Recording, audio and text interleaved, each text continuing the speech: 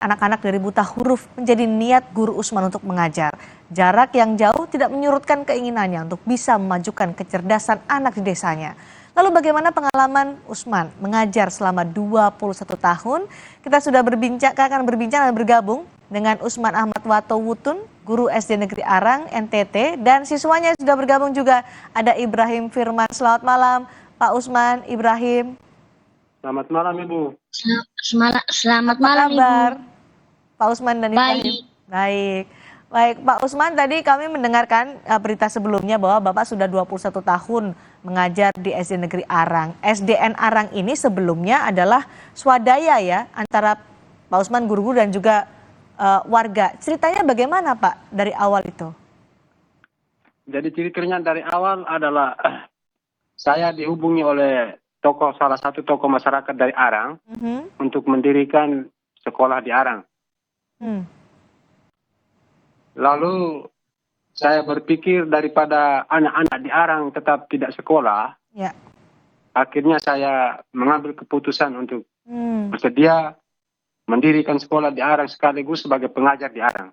Oke. Waktu itu SD Negeri Arang itu menjadi sekolah satu-satunya di Arang? Iya. Oke. Karena waktu itu SD Negeri Arang ini sebelumnya bukan SD Negeri Arang, tetapi dia nunut pada SDN Sagu.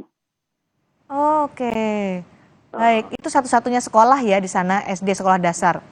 Seberapa parah pada saat itu Pak sampai akhirnya Pak Usman dihubungi oleh tokoh setempat untuk diajak mendirikan sekolah di sana? Baik Mbak Sundi.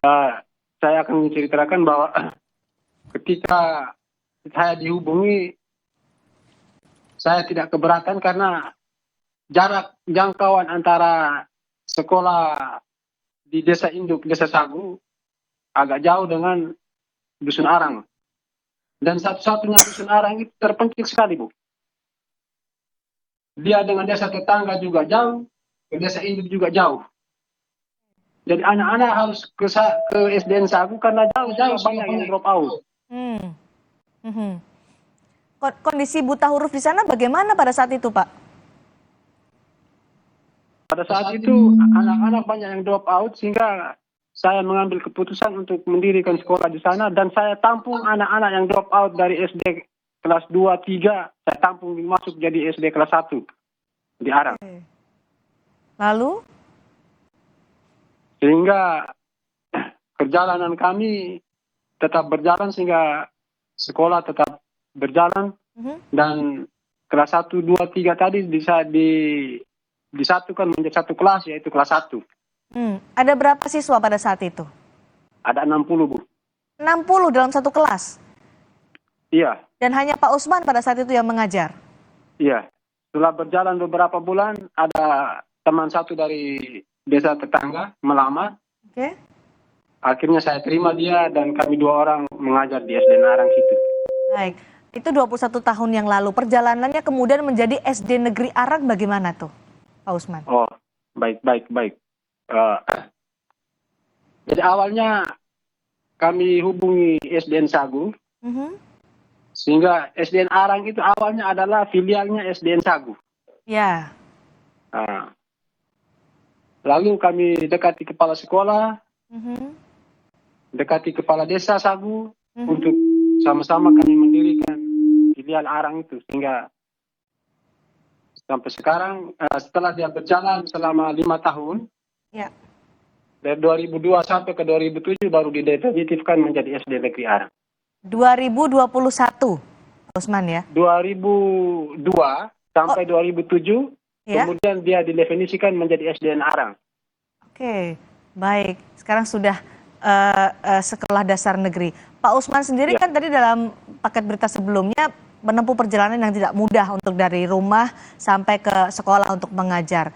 Kondisinya seperti apa? Bapak selalu tiap hari PP 10 km untuk mengajar?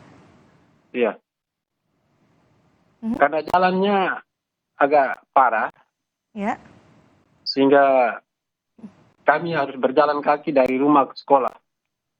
Yang lebih parah pada saat musim hujan. Kenapa itu, Pak Usman? Karena kalau musim hujan jalannya lumpur, kita berjalan hanya dengan kaki kosong. Oke, baik. Baik Pak Usman, ini sudah ada Firman di sana. Firman? Maaf Ibrahim.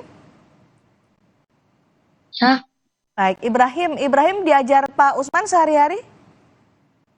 Jadi murid Pak Usman? ya, Gimana kalau Pak Usman ngajar sehari-hari nih Ibrahim? Boleh ceritakan ke kita? ya. Pak Usman mengajar sehari-hari. Uh-huh. Gimana ceritanya jadi muridnya Pak Usman? Seneng nggak? Senang. Pak Usman kalau ngajar sabar atau gimana? Tegas? Atau gimana nih Ibrahim? Pak Usmannya ajar sangat baik. Sangat Dia baik. tidak tegas. Oh, tidak galak gitu ya. Tegas tapi tidak galak begitu ya, Ibrahim. Iya, Ibrahim paling suka mata pelajaran apa? mata pelajaran bahasa Indonesia. Bahasa Indonesia paling suka ya. Sekarang Ibrahim kelas berapa? Kelas 6. Oh, kelas 6 SD. Kalau Pak Usman kan kalau mau ke sekolah harus jalan 5 kilo dari rumahnya. Kalau Ibrahim gimana? Ke sekolah? 100 Gimana? 100 meter. Oh, 100 meter dekat dari rumah ya. Iya. Ibrahim boleh diceritakan nggak kondisi sekolah Ibrahim sekarang gimana di SD Negeri Arang? Bangunannya, bangkunya, itu sekarang kondisinya gimana? Temboknya itu sudah rubuh. Sudah Dan rubuh? kursinya itu sudah mulai patah. Oh, kursi sudah mulai patah.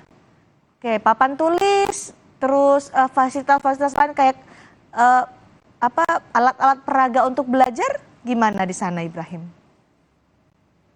Hmm, Semuanya juga sudah mulai rusak. Oh, udah mulai. Betul Pak Usman, sudah mulai rusak ya fasilitas di sekolah Ya di SD betul, Negeri betul, Arang. betul Ibu. Dia punya pelafon juga banyak yang sudah mulai roboh. Oke, ada berapa kelas sekarang di sana? Kalau ini kan gambarnya dari atapnya sudah mulai lubang-lubang begitu ya. Kondisi Iya, iya. tembok dan bangunannya gimana Pak Usman? Temboknya juga sudah mulai retak-retak. Mhm. Atapnya juga ada yang sudah mulai terbongkar. Oke. Sudah pernah dapat bantuan dari pemerintah Pak Usman?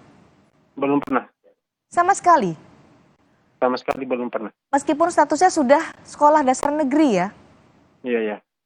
Adakah dari pemerintah setempat, dari dinas pendidikan setempat datang kemudian melihat situasi, paling tidak ada komunikasi apa yang dibutuhkan dari sekolah SD Negeri Arang? Pernahkah itu terjadi? Pernah dinas PKO datang tapi sampai hari ini belum ada bantuan yang masuk. Kapan waktu itu ditinjaunya? 2 tahun lalu 2 tahun lalu dan sampai sekarang belum ada bantuan yang masuk ya. belum ada bantuan yang masuk ya. Lalu bagaimana Pak Usman dengan guru-guru di sana termasuk kepala sekolah untuk mengatasi secara sementara paling tidak kondisi sekolah yang tadi fasilitasnya sudah banyak yang rusak, bagaimana bisa bertahan? Artinya kalau kita harus tetap bertahan, karena kalau tidak bertahan bagaimana dengan anak-anak? Bagaimana Bapak bertahan dengan keterbatasan itu? Artinya dengan selalu kita waspada kalau ada angin besar atau hujan lebat. Kita selalu perhatikan supaya jangan sampai dia roboh, kita cepat-cepat tarik keluar. Oh iya, iya. Ibrahim, apa yang diharapkan kalau misalnya pemerintah mendengar ini? Apa yang Ibrahim harapkan untuk sekolah Ibrahim di SD Negeri Arang?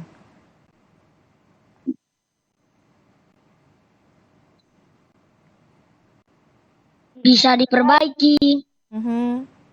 Lalu? Tidak ada lagi. Yang penting diperbaiki itu ya, sekolah Ibrahim dan teman-teman diperbaiki supaya lebih nyaman, lebih aman ketika ada di kelas ya Ibrahim. Ya, Baik, Pak Usman, saat ini sudah berapa jumlah siswa yang ada di SD Negeri Arang? Mulai dari 2002, Ibu. Ya, jumlahnya berapa sekarang? Kalau sekarang ini hanya 37 siswa. 37 siswa. Ya. Oke, berada di lingkungan sekitar ya. Ketika tadi kan kalau Ibrahim bilang diperbaiki sajalah yang penting untuk SD Negeri Arang. Kalau Pak Usman sebagai guru, apalagi yang diharapkan dari pemerintah? Mudah-mudahan didengar perbincangan kita malam hari ini. Kalau saya, mudah-mudahan bangunannya juga bisa diperbaiki. Dana bosnya juga kalau bisa siswanya tidak tercukup 60, dihitung 60 seperti yang pernah dilakukan oleh dinas. Ya. Sehingga biaya operasionalnya bisa terjangkau. Biaya operasionalnya bisa terjangkau. Mudah-mudahan didengar oleh pemerintah, harapan dari Pak Usman, harapan dari Ibrahim. Terima kasih sudah bergabung berbagi informasi dengan Sapa Indonesia malam hari ini. Hormat saya untuk Pak Usman dan guru-guru yang ada di SD Negeri Arang. Terima kasih sudah menghadirkan pendidikan untuk anak-anak di Flores Timur itu. Ibrahim tetap semangat ya belajarnya ya. Sudah kelas 6, sebentar lagi lulus. Terima kasih Pak Usman, terima kasih juga Ibrahim sudah bergabung bersama kami. Terima kasih, Bu.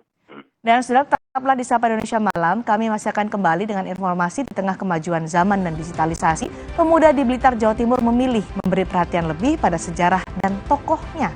Selengkapnya hadir usai jeda.